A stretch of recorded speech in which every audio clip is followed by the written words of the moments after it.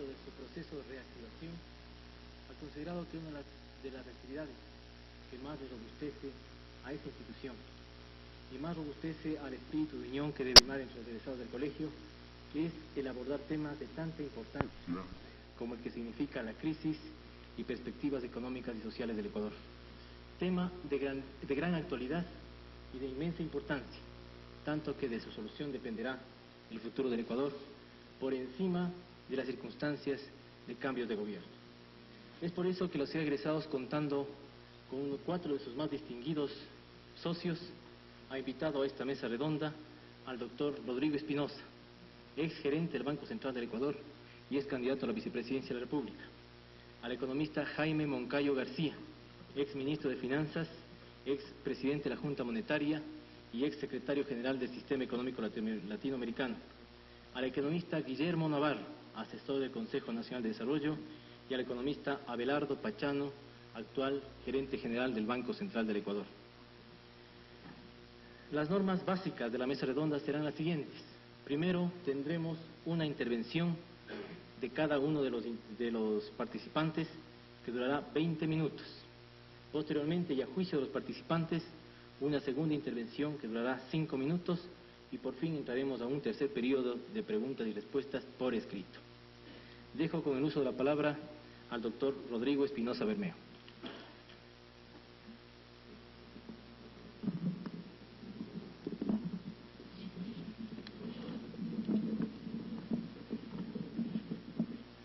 Muchísimas gracias. Bueno, existen estudios a nivel académico que demuestran que en América Latina es la región del mundo en la cual se presenta un crecimiento sustancial de la concentración del ingreso en pocas manos, a diferencia de lo que sucede en otras regiones del mundo. Estudios académicos demuestran que en América Latina, a partir de la mitad del siglo XIX hasta la década de los 80, se presenta esta creciente concentración del ingreso. Y América Latina ha seguido casi todos los modelos de crecimiento económico, desde la mitad del siglo XIX hasta antes de la Gran Depresión en los años 30. El modelo de crecimiento económico de América Latina fue un modelo de crecimiento hacia afuera, o sea, se producía en base a la ventaja comparativa. Era un modelo de mercado libre. A partir de la Gran Depresión de los años 30, en América Latina se inicia nuevos modelos de desarrollo económico, fundamentalmente basados en políticas de mercado hacia adentro, en donde la protección fue muy significativa, la política de subsidios, se apoyó mucho a la producción dinámica, o sea, al sector industrial, versus la producción vegetativa, el sector agropecuario. A pesar de estos movimientos de la política económica, el desempleo se ha ido agudizando en América Latina. A pesar del crecimiento del sector industrial, la cantidad de desempleo ha sido cada vez mayor, en vista de que el empleo en el sector industrial ha desplazado empleo de otros sectores. En América Latina la relación importaciones-producto no ha bajado, ha continuado creciendo. América Latina ha dado brincos tecnológicos, ha tratado de producir lo que se produce en otros países.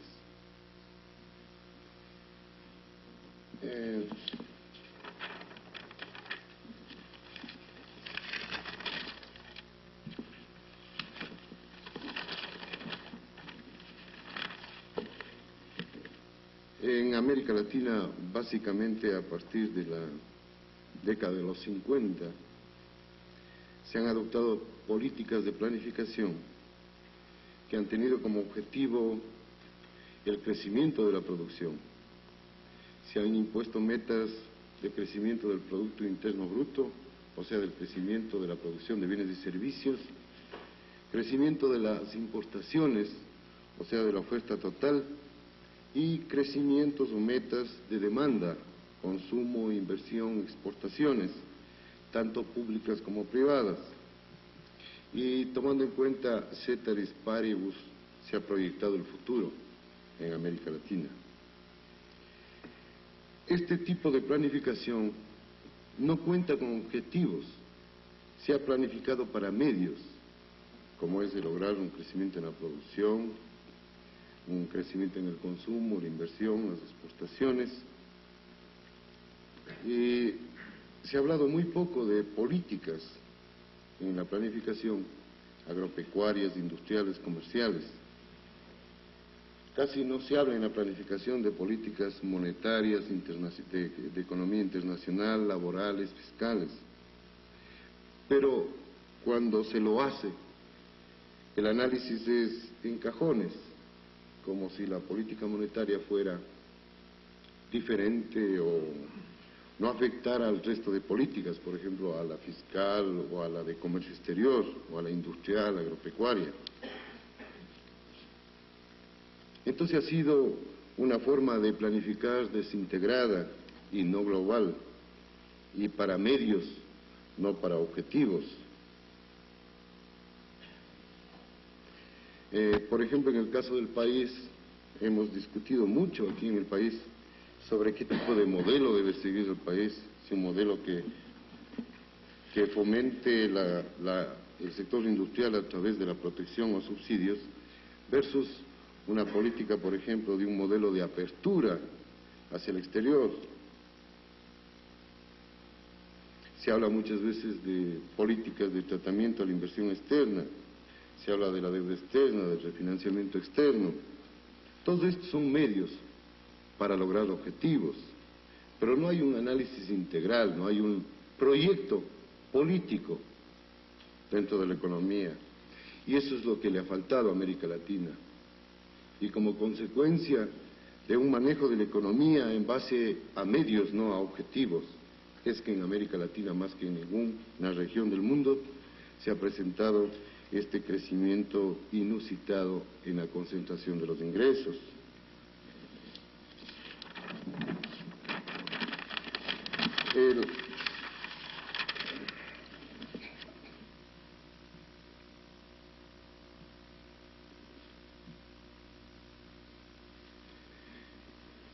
Una gran diferencia que existe entre América Latina y otras regiones del tercer mundo es que, y que ha afectado tremendamente a la concentración del ingreso, obedece al efecto de demostración en consumo y en producción que existe en América Latina, ¿a qué llamo yo efecto de demostración? América Latina realmente es un continente sin tradición. América Latina es importadora de consumo y es importadora de producción. O sea, en América Latina la gente quiere vivir como se vive en los países desarrollados. En el siglo XIX, lo que decidía qué se debe consumir y qué se debe producir en América Latina era lo que sucedía en centros como Madrid, París. En el siglo XX son los Estados Unidos los que han tenido gran influencia en qué es lo que se debe consumir y qué es lo que se debe producir en América Latina. Y esto ha generado que el único motor de crecimiento bajo cualquier modelo de desarrollo económico en América Latina sea la cantidad de divisas que el país posee. Se han tratado de adoptar y como les decía, las divisas han constituido el único motor de crecimiento en América Latina. En el caso del Ecuador, en periodos en los cuales el país ha tenido un boom de exportaciones, ha contado con suficientes divisas, el país ha crecido, ha duplicado fácilmente su crecimiento en épocas de abundancia de divisas, porque el único motor de crecimiento, en el caso del Ecuador, han constituido las divisas. En estos últimos años el Ecuador ha sufrido graves problemas económicos por la escasez de divisas, por el problema del sector externo. Y nosotros hemos corregido ese problema sin buscar objetivos, sino preocupados de medios. Entonces la política ha sido incrementar las divisas a través de medidas ortodoxas como la devaluación, como el control de la demanda, a fin de, con la restricción económica, poder contar con divisas suficientes que permitan un crecimiento futuro. Pero en realidad este tipo de medidas económicas no resuelven los problemas. Lo que se debe hacer en América Latina es manejar la economía en base a objetivos. Y los objetivos deben ser, por ejemplo, la satisfacción de las necesidades de los grupos de ingreso más bajo.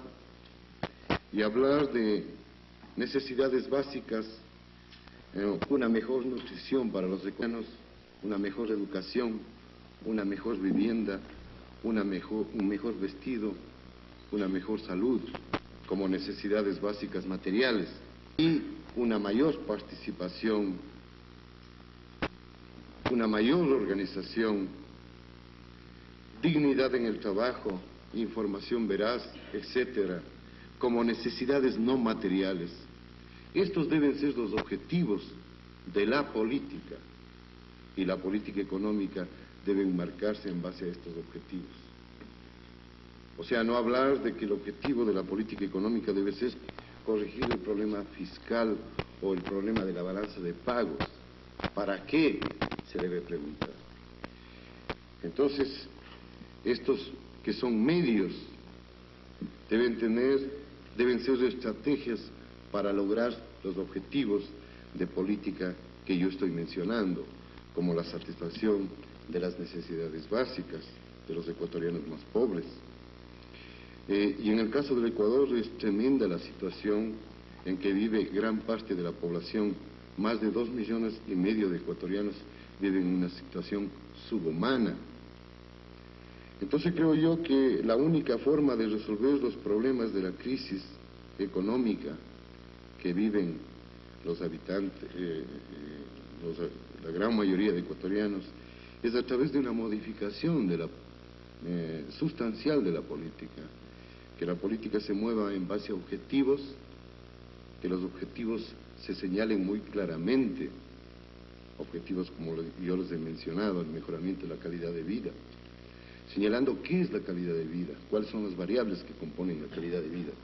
Y las estrategias deben ser mejorar, modificar, cambiar la situación en que se encuentran las variables que forman parte de la calidad de vida de los ecuatorianos o de las necesidades básicas.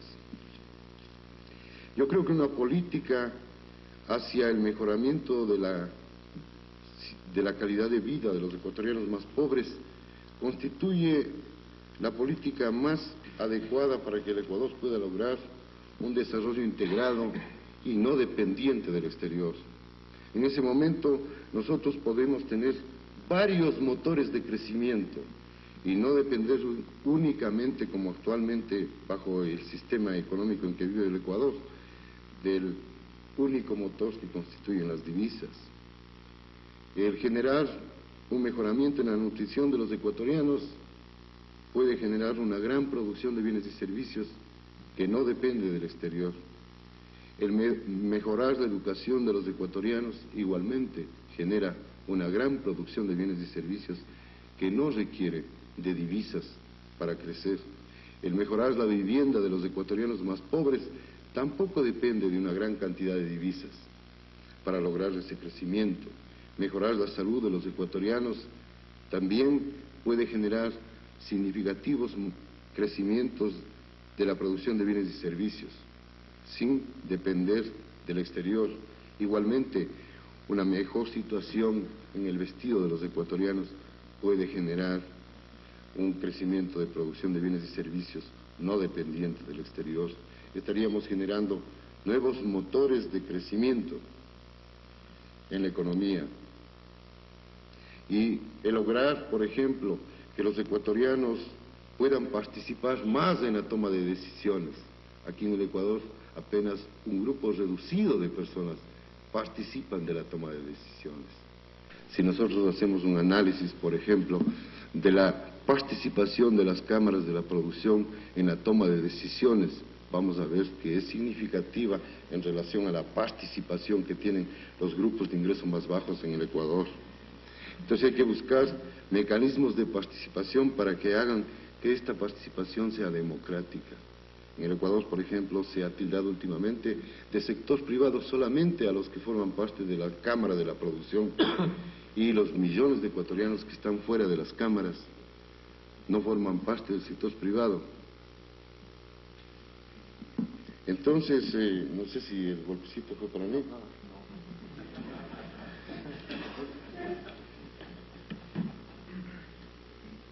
Entonces, como les decía, yo creo que es muy importante que el Ecuador y América Latina formen un proyecto político que esté basado en objetivos y que tenga consistencia. Eso es muy importante. En este momento, por ejemplo, lamentablemente en el caso del país, no sabemos cuál va a ser la política económica que se va a seguir en los próximos años. Porque los partidos políticos tampoco tienen elaborado un proyecto político que permita realmente a los ecuatorianos escoger democráticamente sus candidatos y que sean elegidos aquellos que en forma consciente los ecuatorianos consideren que son los que más van a cuidar los intereses de cada una de las personas que está votando. Hace 5 años el gobierno decidió por un gobierno moderadamente socialista,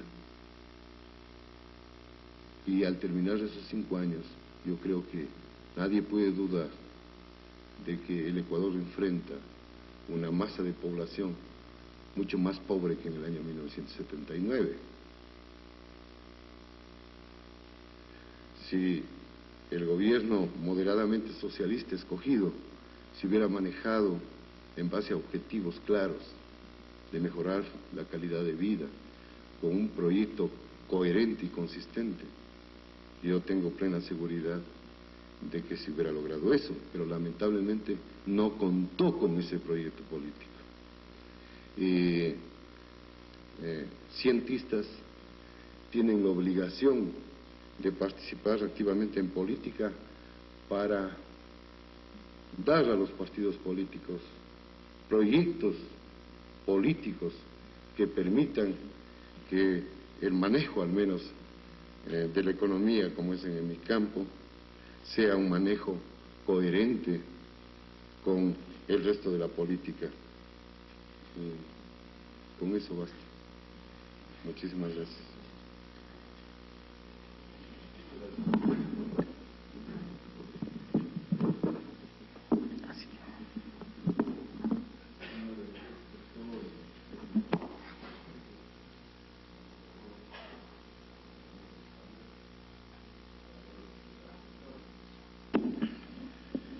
En los pocos minutos que se ha asignado para esta primera exposición, yo quisiera resaltar algunos aspectos fundamentales en lo que concierne a una orientación del análisis sobre la crisis económica nacional y sus perspectivas inmediatas. Una primera reflexión que me parece indispensable es la de admitir que el mundo entero, y también América Latina y nuestro país, está viviendo un proceso de cambio profundo a un ritmo sin precedentes y a la vez con un sentido de sensación del cambio, quizá mucho mayor que antes, debido al desarrollo tecnológico, al desarrollo de los medios de comunicación. De modo que percibir la dirección del cambio, su impacto en la distribución de la riqueza, en la distribución del poder, las consecuencias presentes y futuras de esas olas de cambio, yo creo que es algo de enorme importancia en los actuales momentos. y que por lo tanto ha dejado de ser un oficio de los especialistas o solo de los economistas, y ha pasado a ser, sin duda, una preocupación generalizada de las sociedades latinoamericanas. Es por eso que la temática de esta mesa redonda no la considero una temática puramente económica, ni técnica, ni especializada.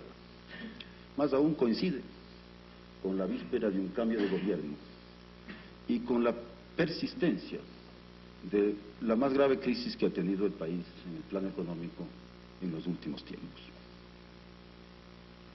Una segunda reflexión que me parece muy importante es la de que en cuanto a las causas de la crisis, a la interpretación de la misma, posiblemente no va a llegar nunca a haber un gran acuerdo, porque cada persona, cada grupo humano y social interpretará esa crisis, la estudiará en el plano sea teórico o sea práctico, de acuerdo a puntos de vista, a concepciones incluso ideológicas y políticas. Y por eso es que vemos que hay una diversidad de interpretaciones sobre la crisis económica internacional y también varias interpretaciones sobre la crisis económica nacional.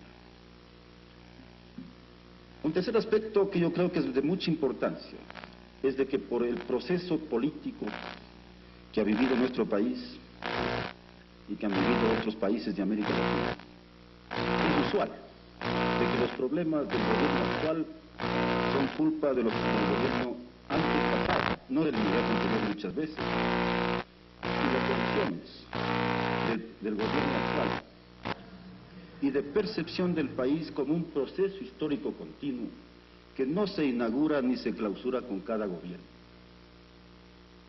Pienso por eso que el proceso que ha seguido el país en las últimas décadas y los principales factores conducentes a la crisis tienen que ser vistos con enorme objetividad, aunque tengan interpretaciones distintas desde el punto de vista ideológico. Y aportando a esa objetividad, yo creo que es incuestionable que luego de la segunda posguerra se estableció un ordenamiento económico internacional impuesto por los ganadores de la guerra y que funcionó muy bien para ellos durante bastantes años, que dio como resultado 25 años de un auge económico sin precedentes a escala mundial. Pero en ese ordenamiento se relegó a los países en desarrollo y concretamente a los latinoamericanos a ser fundamentalmente proveedores de materias primas y a ofrecer mano de obra barata para atender el auge y las nuevas demandas de los mercados en expansión. Por ello, cuando en América Latina uno a uno los países van adoptando esquemas de industrialización con todos sus defectos, eso se convierte en una respuesta, en una reacción de nuestros países a un régimen internacional injusto que no estaba favoreciendo apropiadamente a nuestros intereses. El esfuerzo de industrialización, por lo tanto, es una alteración de las leyes del mercado que estaban favoreciendo principalmente a la acumulación de la riqueza y del progreso técnico en los países más avanzados. Que se cometieron muchos defectos, muchos errores en la industrialización. El caso ecuatoriano así lo atestigua. Yo creo que hay algunos errores visibles en el proceso de industrialización del país. Pero de ahí a pensar que no debíamos haber hecho industrialización en el país, o que la industrialización es la causante de la crisis actual, yo creo que es una total falta de objetividad. En segundo lugar,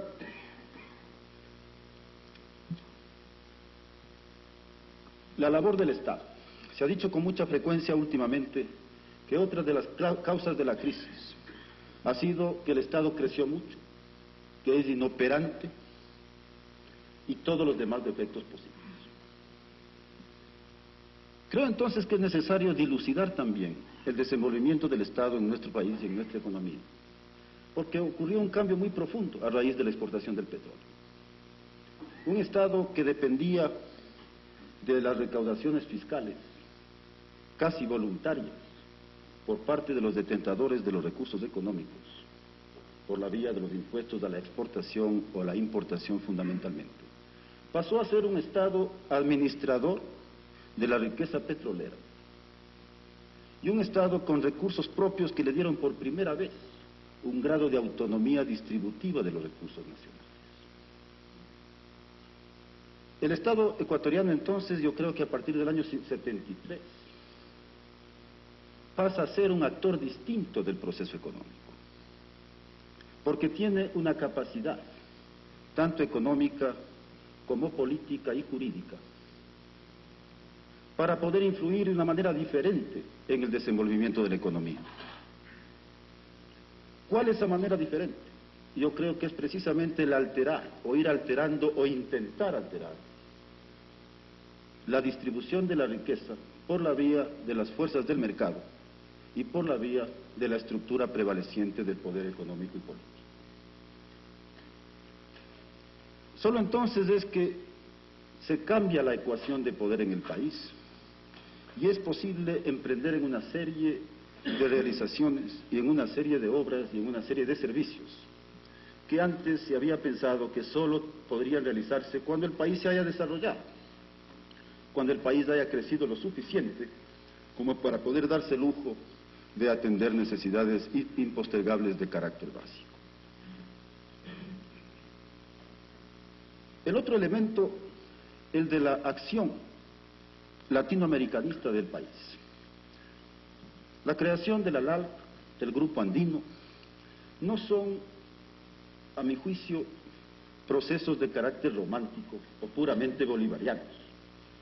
Desde luego que se inspiran en los grandes principios de nuestros libertadores, pero responden a sentidas necesidades de orden económico y de orden político.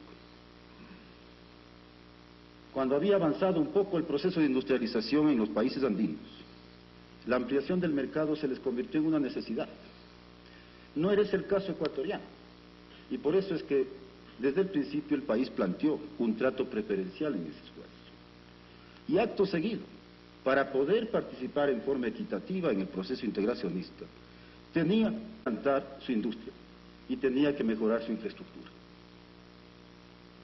Y yo creo que ahora hemos llegado a un nivel de industrialización en el país que, con todos sus defectos que habrá que ir corrigiéndolos en el futuro, sí está mejor equipado para una mejor participación en el proceso integracionista, pero en cambio está en crisis. Estos pequeños apuntes me hacen llegar a una primera conclusión. Yo creo que si no se hace un análisis del proceso ecuatoriano, del proceso económico y político, se tiende con frecuencia al pesimismo, al negativismo absoluto y a una sensación permanente de fracaso y de éxito según convenga a las situaciones políticas, coyunturales o electorales de corto plazo. Yo creo que sería imposible afirmar que los últimos años del país han sido un fracaso. Yo creo que indudablemente que nuestro país en los últimos 10 años dio un salto de enorme importancia, tanto cuantitativo como cualitativo. Tanto en lo económico como también en lo social y también en lo político. Un salto que inclusive representa tener mayor conciencia y mejor percepción de los problemas estructurales del país, de la necesidad de transformar muchas realidades y la necesidad de redistribuir tanto la riqueza como el poder político y económico hacia el futuro, no solamente para estabilizar la economía, sino para alcanzar los grandes objetivos nacionales. Y yo creo que existen grandes objetivos nacionales que han surgido del pronunciamiento popular, que han surgido de las entrañas mismas sociales de nuestro país en las últimas décadas, que no son invento de los técnicos, ni que son compilación de los periodistas. Yo creo que es un país que socialmente se orienta hacia el establecimiento de una democratización genuina en el país. Un país que se pronuncia por la justicia social.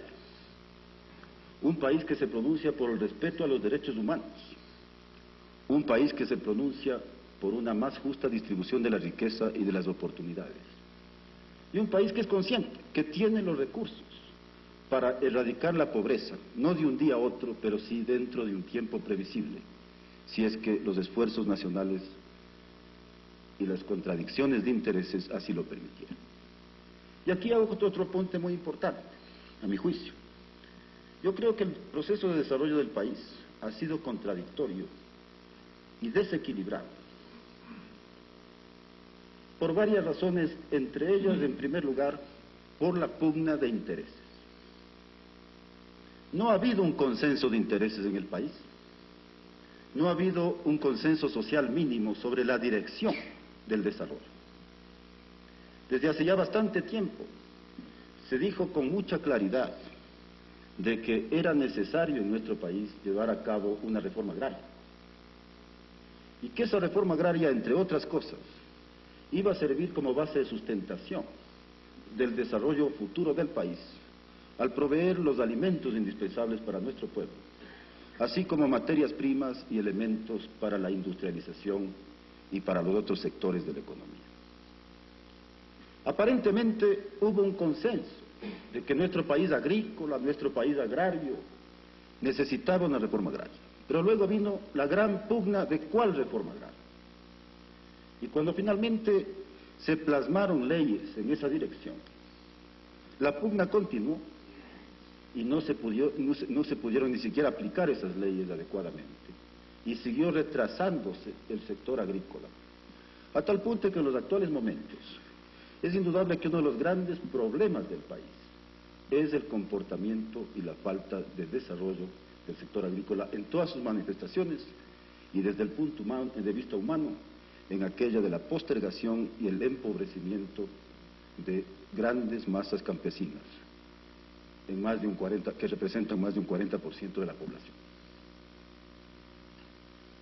Más adelante se habló de que en el plano tributario una parte de la riqueza generada tenía que ir al Estado para que éste pueda satisfacer servicios de necesidad básica para nuestra población, tales como la educación, la vivienda o la salud.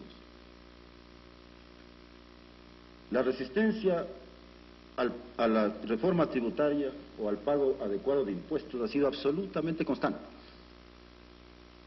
Y solo cuando el Estado recibió recursos de otra fuente externa, como fue el petróleo, exógena a la tributación, como fue el petróleo, pudo, como señalé anteriormente, cambiar su situación y su ecuación de poder. Vale decir entonces de que las contradicciones de intereses, los factores políticos, la resistencia al cambio, han sido uno de los elementos que han ido generando los desequilibrios y que han ido ocasionando una serie de indeseables subproductos. Pasando a mencionar rápidamente el problema de la dependencia externa. Yo creo que a estas alturas de la economía mundial hay que plantearse a la vez el problema de la dependencia y de la interdependencia. Desde hace varias décadas, en nuestros países, tanto desde el punto de vista económico como desde el punto de vista político, se ha hablado de promover un desarrollo más autosustentado en el propio esfuerzo nacional, menos dependiente del exterior, menos dependiente de las caprichosas fluctuaciones de los precios de los pocos productos básicos que exportamos.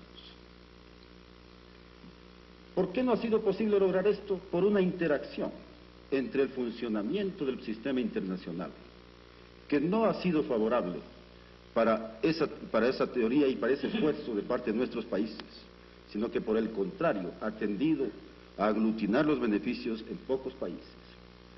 Y por otro lado, por las posiciones renuentes de algunos sectores de los propios países nuestros, que no han estado interesados en modificar su poder relativo y dar lugar a un tipo de desarrollo que sea más amplio, más compartido, más autosustentable. Hacia el futuro yo considero que es ineludible que el país va a seguir dependiendo en buena medida de sus exportaciones.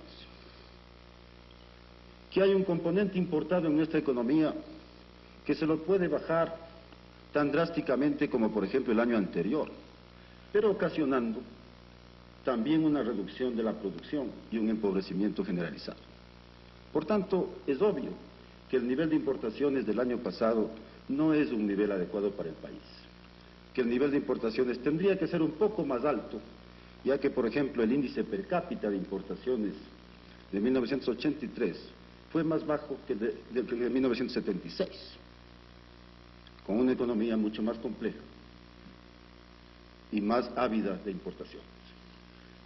Entonces, tenemos un compromiso de importación que es ineludible atender para que el país y la economía pueda funcionar aún si se logran las transformaciones estructurales a que brevemente hice referencia antes. Y tenemos, por otro lado, un enorme fardo, el de la deuda externa, cuyo servicio en los próximos años, solo para el pago de intereses, va a absorber más de un 25% de las exportaciones, aún con aumento significativo de la producción de petróleo. Un fardo enorme que se fue aglutinando en el país en el curso de los últimos 7 años, por diferentes razones que a lo mejor en el curso del debate posterior sería bueno explorar, pero que indudablemente ha habido fallas muy grandes en la política de endeudamiento, imprevisión, que ha llevado a aglomerar estos compromisos a un nivel que vamos a requerir más créditos en el futuro para poderles hacer frente. Tendremos que seguir importando también tecnología y pagando otro tipo de servicios, porque son indispensables para nuestro desarrollo. Desde ese punto de vista, tendremos necesidad de proyectarnos hacia el exterior. ¿Cómo lo vamos a hacer? ¿Como lo hemos hecho antes? ¿O vamos a enfatizar hacia el futuro un grado mínimo de solidaridad con otros países latinoamericanos, de solidaridad práctica y no solamente romántica o declarativa? Vamos a tratar de entender mejor cómo funciona la estructura de poder mundial, los mercados internacionales, tanto de comercio como de finanzas, para poder influir en mejor forma que lo que hemos hecho en el pasado. Vamos a perseverar en los esfuerzos para la creación de un nuevo orden económico internacional, o por el contrario, hacia el futuro, vamos a ir a una política internacional en lo económico que pudiera significar grandes retrocesos conceptuales, tanto para nuestro país como para el resto de América Latina. Yo creo que es de suma importancia el que se observe con mucha atención los posibles retrocesos que puedan producirse, amparados en doctrinas o en afirmaciones o escandalosas o debidamente maquilladas acerca del fracaso nacional. Pienso, por tanto, que este concepto del fracaso nacional hay que manejarlo con mucho cuidado, porque puede ser un arma de la que se puedan valer una serie de intereses para frenar el proceso de cambio y para distorsionar el entendimiento y la interpretación de lo que ha pasado en nuestro país. Tampoco podemos irnos al otro extremo de decir que todo ha estado bien, porque sería una afirmación sin fundamento y además, obviamente, inaceptable. Y dentro de ese concepto, yo creo que hay que andarse también con cuidado cuando se habla cuando se interpreta y se analiza los niveles de recuperación o los niveles de mejoramiento en nuestra economía. Estamos sujetos a una disciplina internacional del lado financiero, impuesta por el Fondo Monetario, que no lo podemos desconocer. Desgraciadamente, buena parte de nuestros programas de ajuste y de nuestras actuales políticas económicas han sido fruto de una negociación muy dura con el Fondo Monetario. Hemos tenido que optar por esas tesis, a lo mejor no con pleno convencimiento nuestro. Hemos visto cómo los programas de ajuste del Fondo Monetario son prácticamente iguales en todos los países, a pesar de que las condiciones pueden ser distintas de un país a otro. Hemos visto cómo ese programa de ajuste ha provocado una enorme recesión, no solamente en nuestro país, sino también en los demás países donde ha sido aplicado. Que la terapéutica y las medicinas son las mismas, y las explicaciones, curiosamente, también las mismas. De modo que yo pienso que hacia el futuro las negociaciones con el Fondo Monetario, con la Banca Internacional, van a continuar siendo duras. Pero nuestra capacidad de respuesta y nuestra capacidad de negociación va a estar también determinada por el signo político que tenga el gobierno, por su grado de complacencia y de condescendencia a tesis que han resultado fracasadas y que, como el neomonetarismo, ha resultado en una verdadera catástrofe para algunos países de América Latina, como por ejemplo Chile, Argentina y Uruguay. El grado de complacencia a aceptar ciertas teorías puede facilitar la imposición de esquemas ideológicos inclusive y de determinantes en nuestro desarrollo que podrían poner en peligro no solamente el progreso, sino también el curso del proceso de democratización y la paz y la solidaridad interna a que tanto aspiramos. No sé cómo ando de tiempo. Por ello yo considero de que la capacidad de gestión y de negociación, tanto interna como internacional, de gobiernos y de grupos sociales, que aprendimos desde las aulas de la Escuela Espejo y luego en las aulas del Colegio Benalcázar, a defender objetivos de justicia, de libertad y de mejoramiento general, tiene que ser en base de una interpretación, de un entendimiento, de un estudio constantes de aquellos factores que han influenciado el desenvolvimiento nacional hasta llegar a la crisis que ahora vivimos. Considero que en 1979, cuando el actual gobierno tomó el poder, había ya condiciones dadas para una crisis financiera de mucha importancia. Pero en esos momentos aumentó bruscamente el precio del petróleo. Y todos caímos en la tentación de pensar de que el precio del petróleo iba a seguir subiendo indefinidamente y a grandes saltos, a lo mejor en forma continuada. Y entonces, en vez de hacer una serie de análisis y de correctivos a las tendencias que se venían agudizando en los últimos años de la década pasada, se persistió en ello. Y tenemos que admitir también de que aquellas tendencias de la década pasada procuraban reprimir la inflación y procuraron no incursionar en grandes reformas de carácter estructural porque las condiciones políticas no lo permitían. Pero entonces ahí el factor político es el que de nuevo primó. Se fueron aplazando las reformas, tanto la agraria como la tributaria, y en el plano industrial se fue disminuyendo la selectividad de la protección y del fomento a la industria. Pero esas políticas continuaron en los siguientes años, a pesar de que ya estábamos conscientes de algunas de sus limitaciones. ¿Por qué razón continuaron? En buena medida también por razones de orden político. Y yo diría, cuando hablo mucho del orden político, dándole enorme importancia como la que la tiene, es para mencionar otro asunto más, de que desafortunadamente el esquema, los políticos nuestros, los esquemas políticos nuestros, no se han dado la molestia de estudiar y entender bien la economía. Y no se han dado la molestia de plantearse proyectos políticos y económicos que sean suficientemente coherentes para servir a aquellos objetivos nacionales que han surgido del pronunciamiento popular. Eslogans han sustituido a programas y eslogans incluso han hecho ganar elecciones.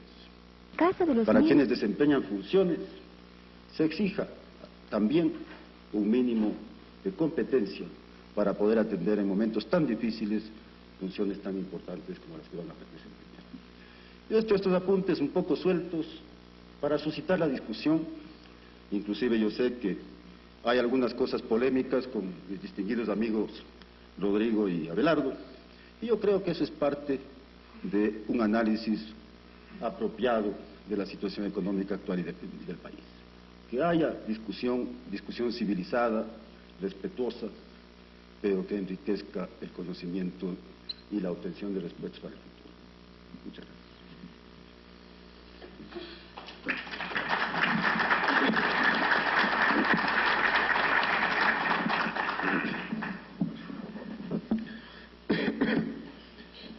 señores rectores del Colegio Benalcázar, de la Escuela Espejo, señor moderador, compañeros del panel.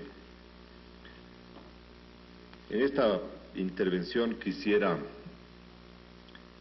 empezar planteando lo que yo creo es una verdad irrefutable para todos quienes, de una u otra manera, estamos metidos en el quehacer económico y hemos tenido, por circunstancias de la vida, la obligación, la responsabilidad de tomar decisiones dentro de nuestro país. Quiero recordar que cuando uno pasa por las aulas universitarias, cuando uno se interesa por la problemática económica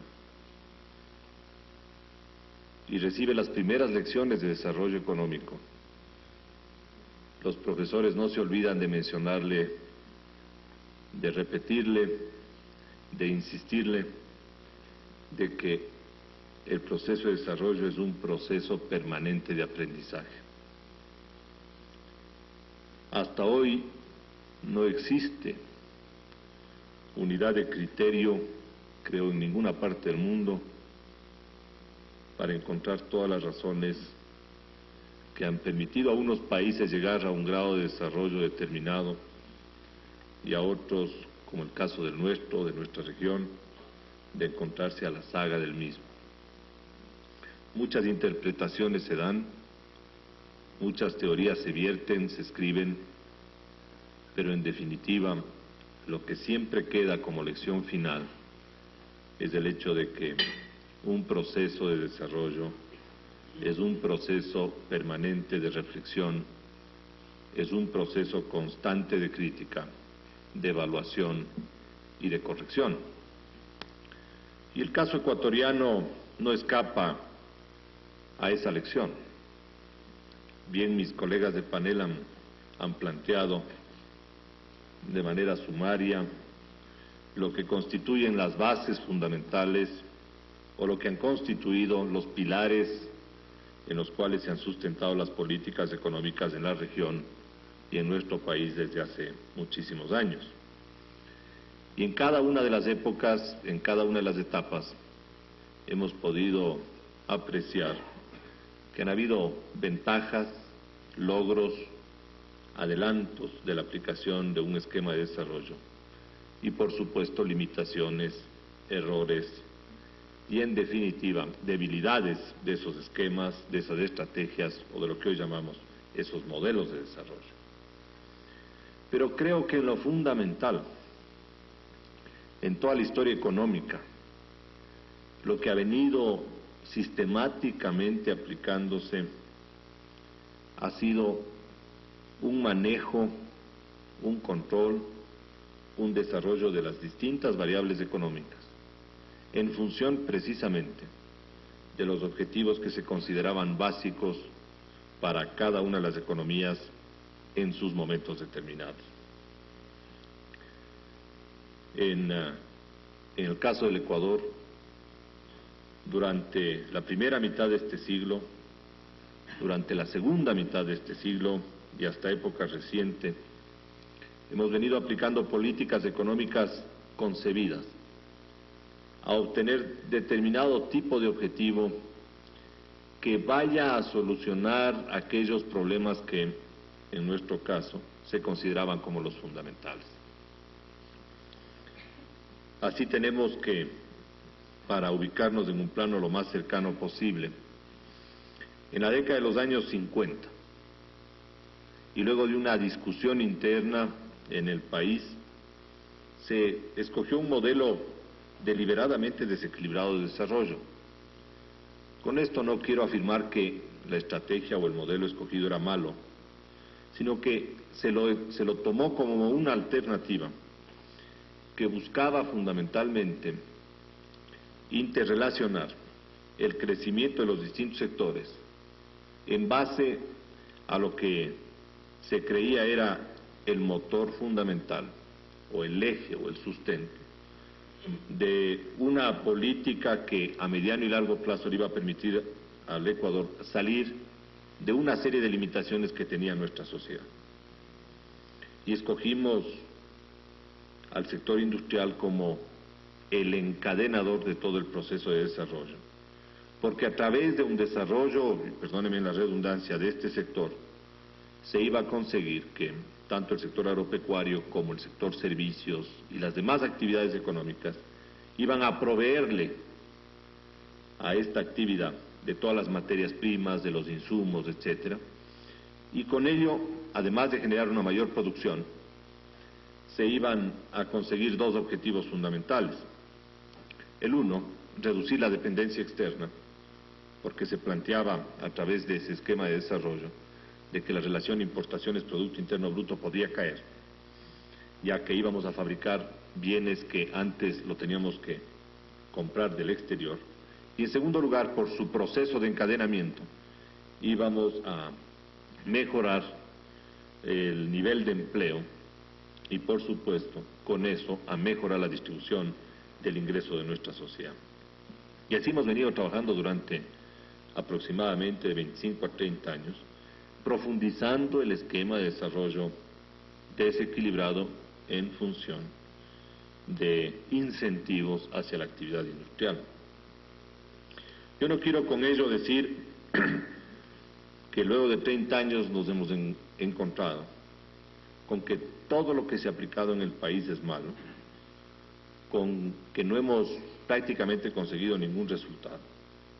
Pero lo que sí quiero mencionar es el hecho de que, al haberlo mantenido durante un periodo muy largo de tiempo, un esquema global de desarrollo de esta naturaleza, nos olvidamos todos de una permanente evaluación y crítica de esta estrategia de desarrollo y no pusimos los correctivos en el momento oportuno.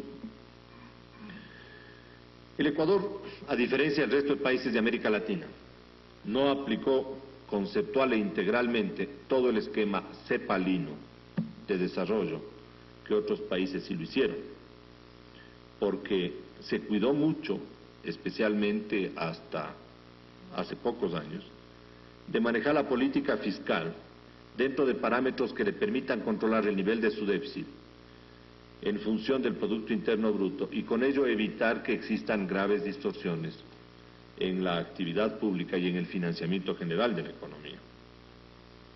Y esto, por concatenación de causa-efecto, le permitió también al Ecuador tener una balanza de pagos o un sector externo relativamente limpio, relativamente estable, hasta, yo diría, mediados de la década pasada, cuando el Ecuador recibió todo el influjo petrolero y una vez solucionado transitoriamente su escasez de divisas, que es uno de los cuellos naturales de financiamiento de un país en desarrollo, como es el caso del Ecuador, pues profundizó las decisiones en este esquema de desarrollo desequilibrado y empezó con ello a provocar también serias restricciones en el financiamiento externo de la economía. Aquí creo que es importante distinguir en el manejo económico dos etapas fundamentales. Hay objetivos de mediano y largo plazo que uno tiene que tenerlos presentes fundamentalmente a través de la planificación, y existen objetivos de corto plazo que se encuentran determinados de manera fundamental por, yo diría, tres grandes brechas. La una, la brecha externa o la insuficiencia de divisas que tiene un país. En segundo lugar, la brecha financiera, es decir, la capacidad que tiene una economía para generar su propio ahorro y atender a la demanda de inversión que ella está demandando. Las dos, por supuesto, se encuentran íntimamente vinculadas. Y la tercera, la brecha de financiamiento del sector público, a través de la cual y a través del gasto público se puede hacer una política social de redistribución del ingreso. Mucho se ha discutido y se sigue discutiendo en este campo del financiamiento público de si debemos adoptar una política tributaria redistributiva en cuanto a ingresos por parte del sector público, o si es mucho más efectiva una política redistributiva por la vía del gasto.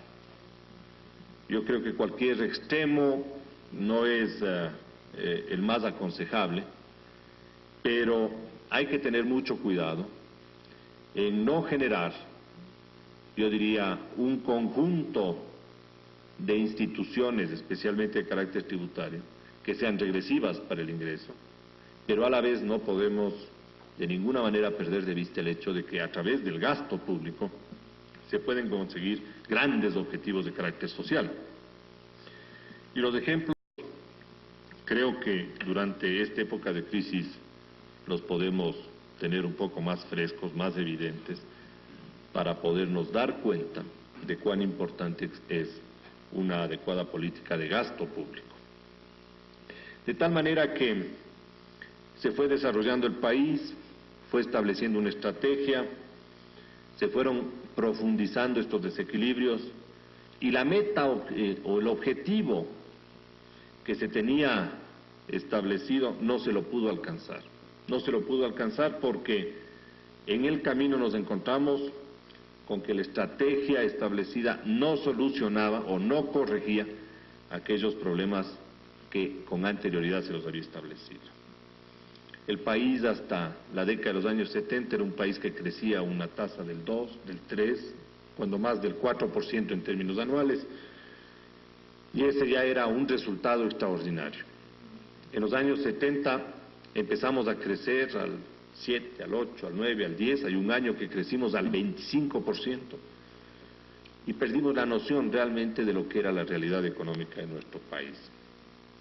Nos olvidamos como país de que hay variables económicas sobre las cuales hay que trabajar, las establecimos ya de manera definitiva como parámetros, ahí están fijadas y sobre eso no hay cómo ni hablar ni discutir, y definitivamente entramos o emprendimos con la, yo diría, total colaboración, presión, insistencia de la banca internacional en un proceso de endeudamiento externo. Y así fuimos corrigiendo el problema de nuestra balanza de pagos, o por lo menos, más que corrigiendo, fuimos financiando el déficit de nuestra balanza de pagos. Las estadísticas demuestran cómo va creciendo el déficit en la cuenta corriente de la balanza de pagos año a año y cómo correlativamente va creciendo en la misma proporción la deuda externa total ecuatoriana. Aquí en el país se han dado un sinnúmero de argumentaciones y, por ejemplo, del sector privado se ha escuchado de que el endeudamiento externo del sector privado es culpa del Banco Central porque durante todo el tiempo vino aplicando una política monetaria extremadamente restrictiva. Quien mire con un poco de cuidado las cifras se dará cuenta de que esta es una afirmación que cae de por sí porque la evidencia estadística demuestra de que no hay una correlación directa, sino que el sector privado, viendo un mundo tan dinámico, empezó a generar una serie de proyectos que estaban totalmente sobredimensionados y que hoy realmente tenemos que entrar a buscarle fórmulas para evitar crisis, quiebras, rompimientos masivos, porque definitivamente su escala de producción va más allá de lo que la propia economía puede absorber. Y todo esto, todo este esquema estaba sustentado en un comportamiento normal, en una estructura financiera internacional adecuada, en un flujo de crédito habitual para el país, en términos anuales, en términos mensuales, en términos diarios. Por lo tanto, para nosotros era definitivamente una constante lo que pasaba en el mundo internacional. No caímos en la crisis del año 73 y 74, en la cual se sumió ya la economía mundial, porque definitivamente disponíamos del producto más importante de aquel momento, que era el petróleo, y que con su incremento constante de precios fue la defensa para que la economía ecuatoriana pueda evadir los efectos de aquella crisis del mundo, especialmente occidental. Pero no pudimos de ninguna manera ya soslayar la crisis en el año fines de 1981 y 1982, cuando en primer lugar el precio internacional del petróleo empezó a caer y correlativamente empezaron a subir las tasas de interés internacionales, con un nivel de endeudamiento como el que habíamos alcanzado y además con una gran dependencia en nuestras exportaciones en el petróleo, definitivamente asomó el talón de Aquiles de la economía ecuatoriana. Y ahí pudimos apreciar, y creo que tomar conciencia a todos los ecuatorianos, de cuán grave y profunda era la crisis, de cuán delicada era la estrategia y de cuán complicada era la solución del problema. Y a esto hay que añadirle el cierre violento del crédito externo para toda América Latina. Aquí creo que es importante también reflexionar en la circunstancia en la que vive quien está en un momento determinado al frente de una gestión. Es cierto que uno no puede perder de vista, y es parte de la responsabilidad personal, especialmente quienes creemos que tenemos conciencia social sobre especialmente la economía, y quienes creemos que la economía es una ciencia social más que una ciencia matemática. El hecho de que, viendo un problema de la magnitud que teníamos adelante, la imposibilidad de financiarle a la economía para que continúe trabajando al mismo ritmo, teníamos que escoger una estrategia, teníamos que escoger un conjunto de medidas que en primer lugar precautelen el manejo de las variables económicas a la autoridad política. Es decir, no dejar a libre juego de oferta y demanda o a libre juego del mercado, como hoy se suele escuchar, el comportamiento de estas variables.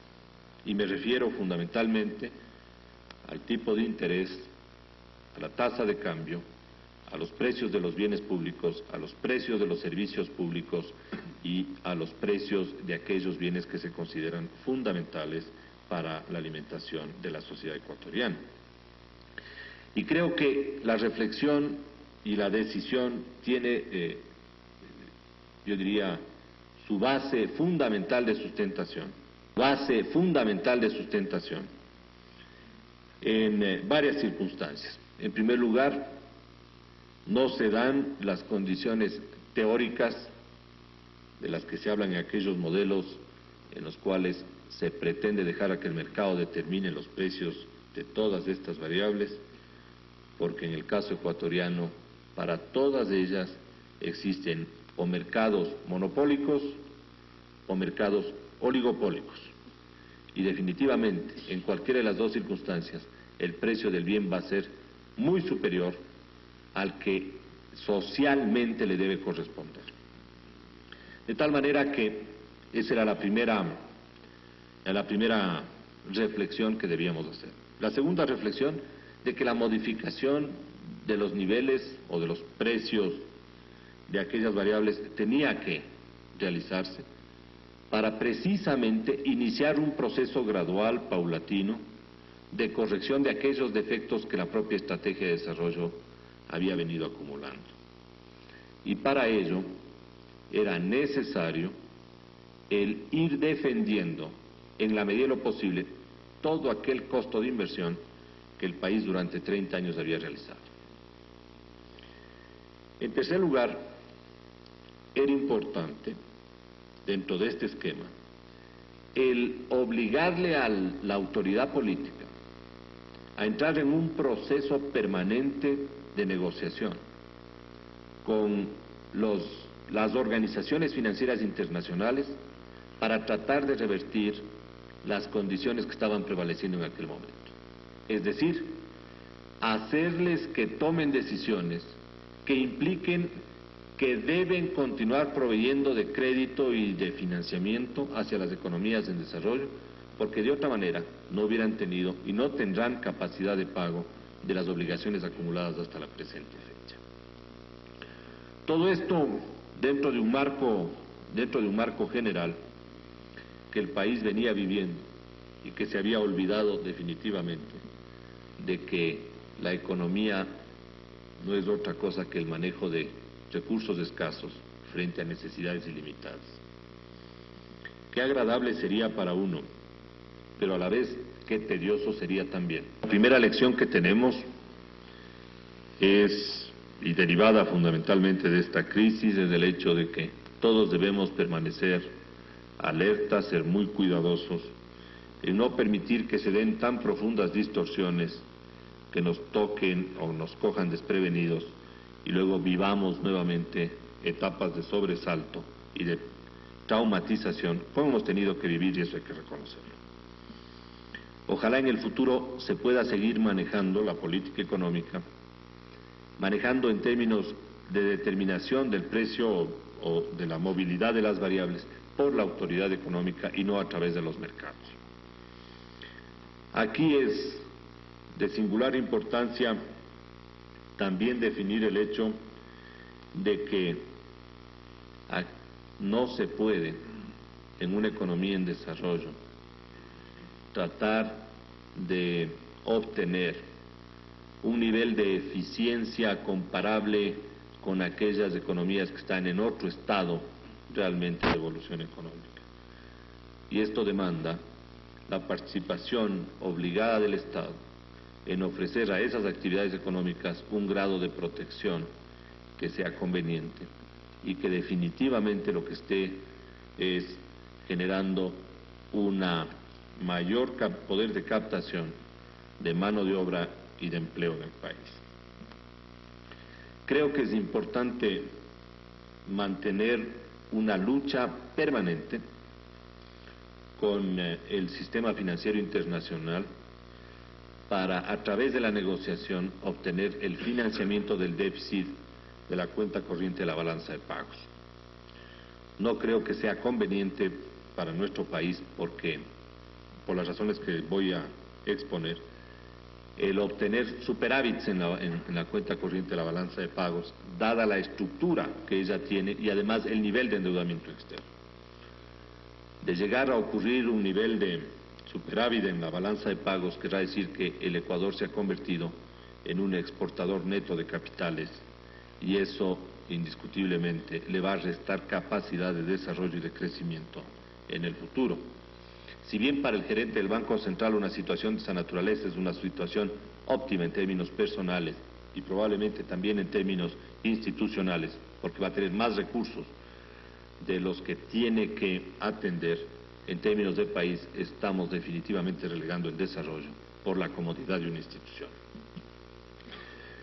Creo que es importante atacar frontalmente, y en eso se requiere toda la cooperación regional, toda la cooperación de los países en desarrollo, atacar hacia la modificación sustancial del sistema monetario internacional.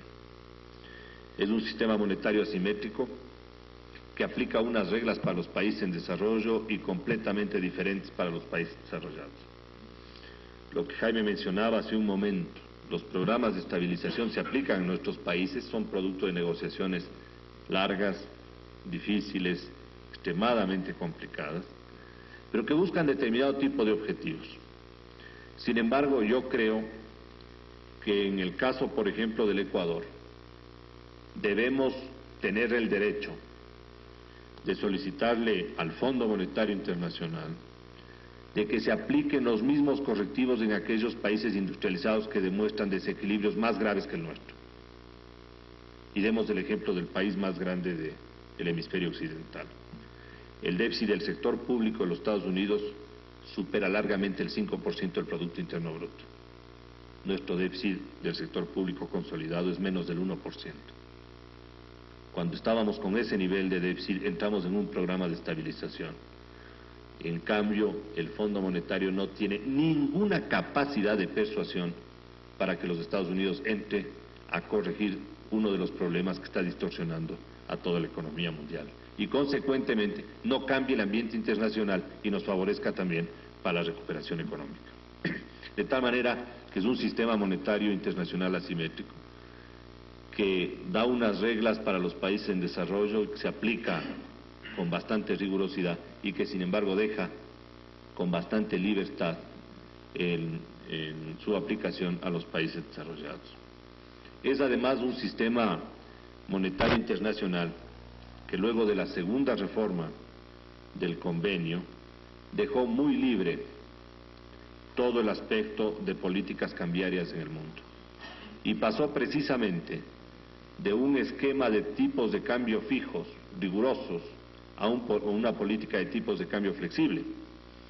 Y eso, en mi criterio personal, se debió al hecho del incumplimiento que tuvo los Estados Unidos en las normas originales del convenio de Bretton Woods, cuando en 1972, y viéndose en la imposibilidad de cumplir con el mismo, decidió unilateralmente romper la relación oro-dólar, porque se encontraba con que uno de los países le estaba devolviendo la cantidad de dólares que los Estados Unidos había emitido para cubrir el déficit de su balanza de pagos y le estaba pidiendo en compensación el oro que el sistema de la Reserva Federal debía tener en su poder. Por lo tanto, aquí yo creo que es una lucha que no la vamos a conseguir o cuyos objetivos deben ser perseverar para que se modifiquen aquellas reglas y que definitivamente si conseguimos algún resultado será en el mediano y en el largo plazo. Así como existen definitivamente principios, bases que cada uno de los sectores económicos lo defiende en el país y que luego provocan contradicciones o pugnas económicas dentro de una sociedad. También lo mismo ocurre dentro de la región. Y eso le hace más difícil la búsqueda de fórmulas que le permitan a América Latina enfrentar de manera común, por lo menos desde un punto de vista político, la situación actual. Sin embargo, creo que tanto la Carta de Quito como el Consenso de Cartagena son progresos notables en ese sentido, en búsqueda de un solo objetivo: unidos en la crisis, lamentablemente unidos en la desgracia, pero que nos puede permitir como voz llegar a equilibrar de alguna manera y a modificar el comportamiento que están teniendo los países desarrollados. Esta crisis, en resumen, quisiera yo concluir indicando que es producto de yo diría, de un conjunto de factores internos que he tratado de resumirlos lo más brevemente posibles. Es también producto de una situación internacional, de una crisis internacional. Su solución va a demandar mucho tiempo en el país. Hay que perseverar realmente en el trabajo sobre las principales variables económicas. No hay de ninguna manera que descuidar, y más bien debería estar en primer lugar siempre dentro de la toma de decisiones el aspecto social de las economías y en especial de nuestra economía. Y fundamentalmente debemos tratar de encontrar una mayor capacidad de respuesta conjunta de la región frente al resto de países del mundo, que nos permita entrar a corregir aquellos aspectos básicos de la situación y del sistema monetario, financiero y económico internacional, y le den la oportunidad a nuestros países de defenderse de mejor manera. Muchas gracias.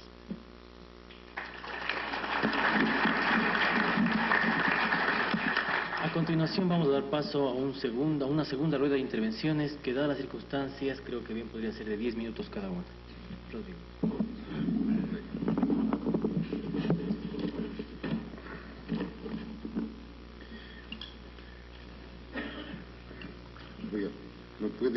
Por favor, me puede apagar esa luz de ahí? ¿Puede apagar la luz?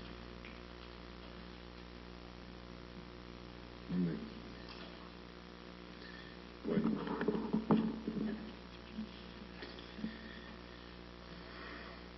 Yo voy a ser un poco repetitivo y respecto a las perspectivas económicas y sociales del Ecuador.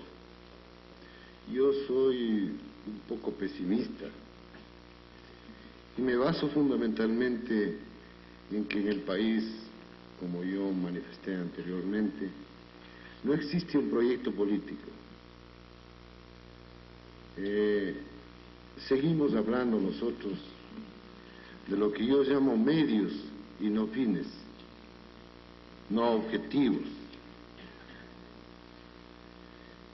Entonces es muy importante que el país cuente en el menor tiempo posible de un proyecto político con objetivos muy claros, estrategias para lograr esos objetivos y los recursos que permitan financiar esas estrategias.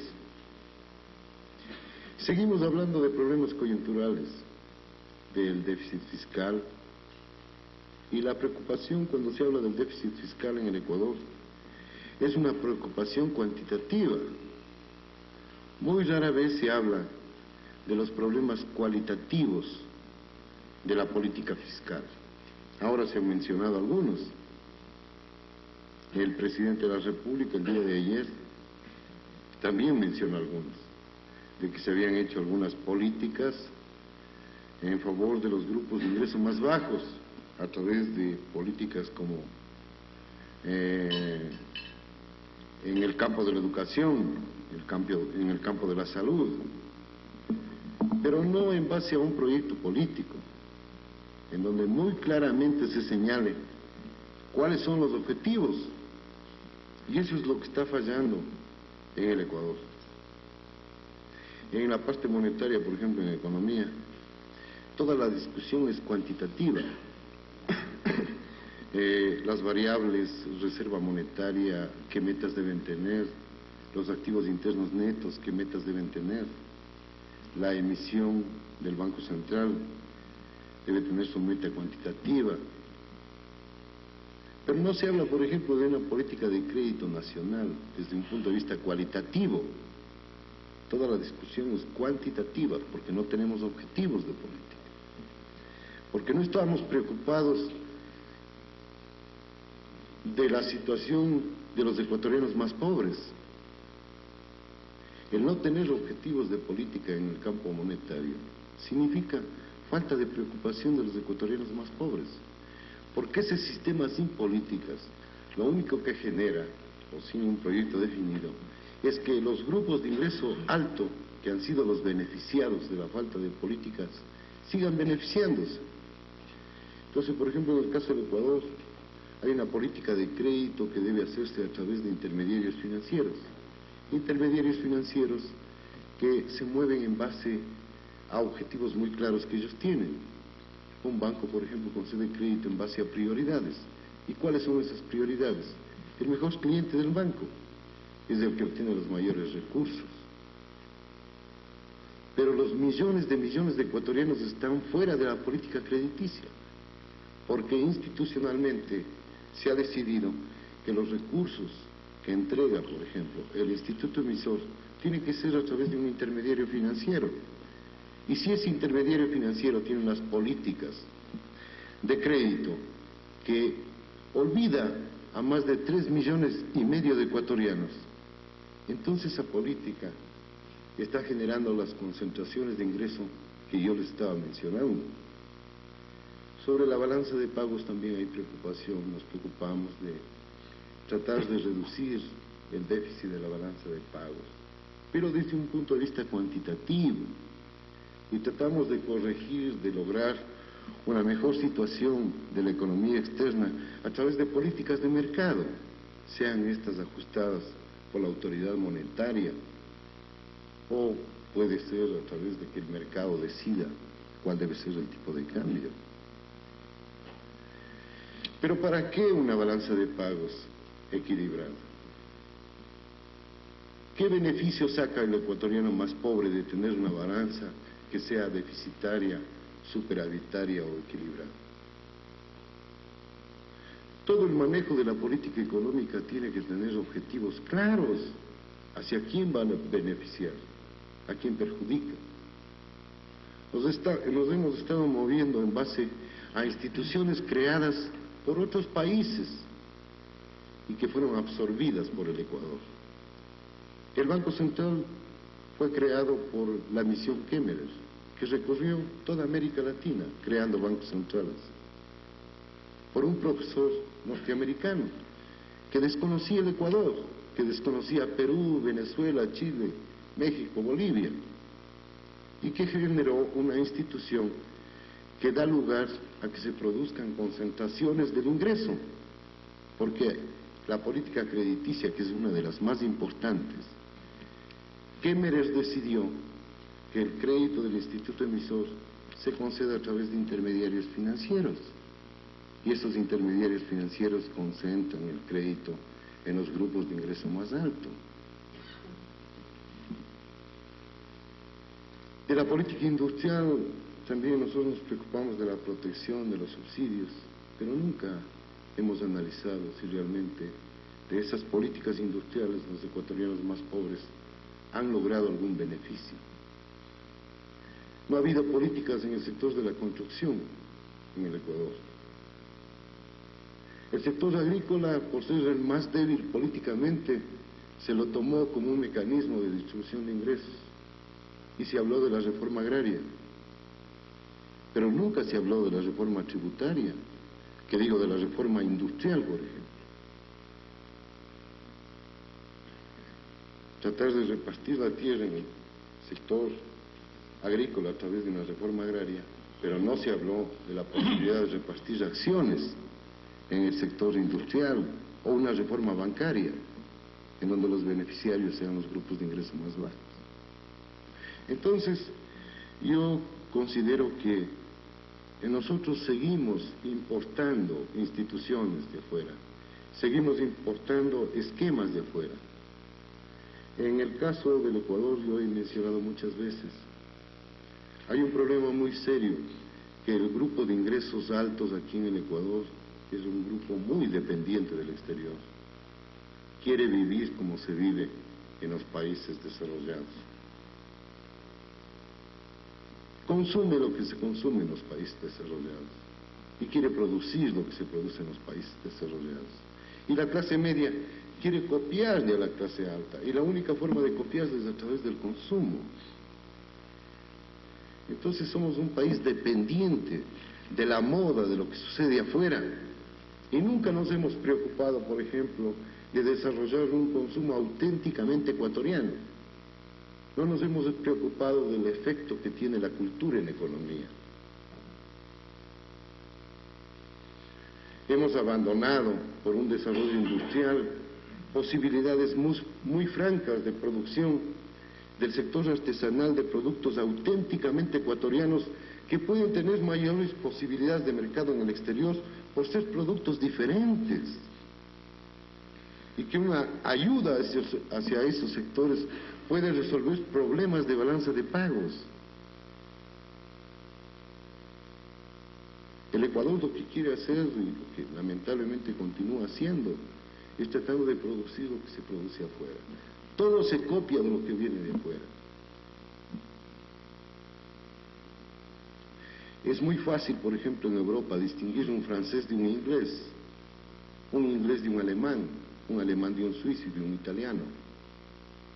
Son países muy tradicionales, en donde lo auténticamente francés o inglés es muy apreciado por esos países. Igualmente en el caso de los Estados Unidos. Pero en América Latina, nosotros no nos diferenciamos del resto del mundo. Si vamos a Brasil, parece Miami, o parece Nueva York, Río de Janeiro, Sao Paulo, Caracas. Somos una región que depende del exterior, que no ha buscado propias fuentes de desarrollo, que ha abandonado su cultura. Muchas veces nosotros en la escuela comienza la historia desde la época de los incas y hemos abandonado una historia muy rica, auténticamente ecuatoriana. No le hemos dado importancia a la cultura dentro de la economía. Y seguimos con esquemas que no son proyectos, discusiones de la coyuntura, del mediano y largo plazo, como si